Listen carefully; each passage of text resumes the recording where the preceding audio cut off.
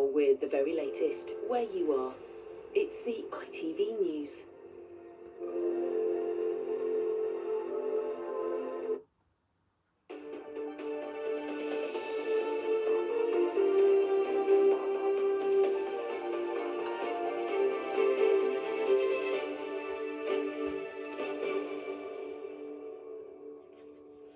Good evening.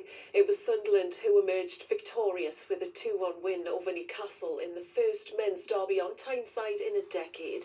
However, the game was marred by tensions flaring ahead of kick-off. On the pitch, Anthony Gordon capitalised on a mistake in the Sunderland defence to open the scoring for the Magpies 10 minutes in. A second-half strike from Chemstein Talby pulled the Black Cats level, and in the 89th minute, a goal from Brian Brobby meant the points were going back to Wearside.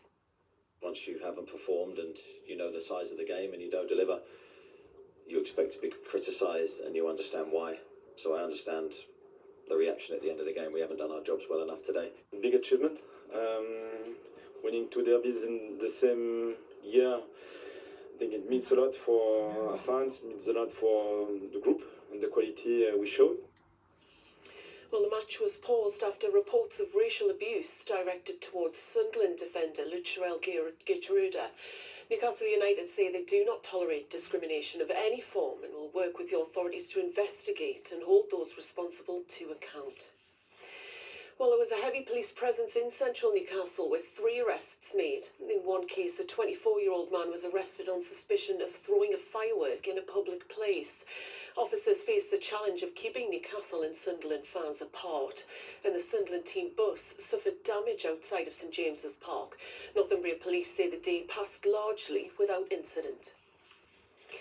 A man has been arrested after several people were taken to hospital suffering from what was believed to be adverse side effects from the drug Zopiclone. Cleveland police have warned people not to take the sedative unless they're prescribed by a doctor. A 65-year-old man was arrested on suspicion of being concerned in the supply of a Class C drug. He's been bailed while investigations continue. And people have come together in Durham for a celebration of the Muslim festival Eid al-Fitr. The event to mark the end of Ramadan was hosted by the university's Oriental Museum and Islamic Society. It was an opportunity for families to mark the occasion through a range of activities. I think it's something that the religion in itself places such an emphasis on togetherness. So not only with your own families and your own friends, but also the rest of the Muslim community as a whole. So everyone coming together and celebrating, gathering for food, getting together. It's it has this whole sense of peace and togetherness and unity. That's all for now. We'll be back bright and early with bulletins during Good Morning Britain tomorrow. Emma Jesson will take you through the weather next. But have a lovely evening. I'll see you soon. Bye-bye.